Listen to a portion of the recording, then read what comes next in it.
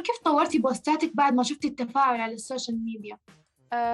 بصراحة شُفت أكتر شي شو كان يوصلني من الfollowers، يعني مثلًا أوقات يسألوني أسئلة خاصةً بالrecipes وأوقات لأ، أسئلة هنّن عم بيعانوا منّا بالطبخ، من خلال هدول الcomments كنت أطلع برecipe شوف كيف فيي ساعدهم من خلالها.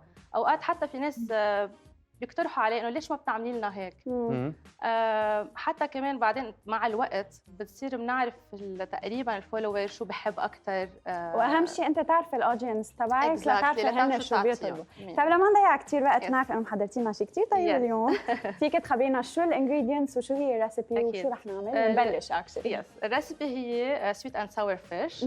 المكونات كثير بسيطة، عنا السمك الفيليه، عنا الخل، السمسم، السكر، الثوم، البصل الأخضر، زيت السمسم، البصل والفليفلة وشوية ملح. حلو. وهون أنا عندي خلطة اوريدي خلطتها لحط فيهم السمك لأقليهم، اللي هي عبارة عن طحين ونشا وبيكنج باودر. اوكي. طب يلا نبتدي. يلا.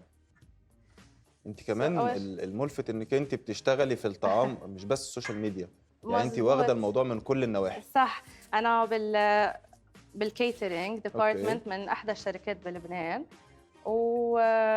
وصراحه المزير يعني الخبره بهذا الديبارتمنت ونشكالشس خلاني اقدر اعرف اكثر شو اعطي للكاستمرز تاعولي وللفولورز. حلو. يعني من الميلتين شو بيرغبوا شو بحبوا اكثر. يعني النهارده كل النواحي اللي انت مجمعاها هتبقى في الطبق بتاعك. الله. هون عندنا السمك حطيناه بقلب الخليط اللي عملناه، وبدي احطه بالزيت الحامي بيكون. طيب بتفكري شي نهار تتعمقي اكثر بفن الطبخ، يعني تاخذي كورسز ام شي، ولا بتحبي انت تضلك عم تكتشفي؟ لا اكيد، الاكتشاف كثير حلو، وكل واحد ضل بيتعلم قصص ما مزبوط. بيتخيلها وخاصه صح. بالطبخ.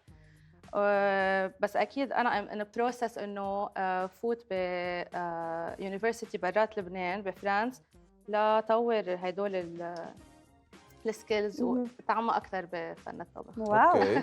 طب في حاجه انت عملتيها قبل ما نبتدي؟ الخلطه دي ايه بقى المكونات بتاعتها؟ هيدا طحين ونشا وبيكنج باودر.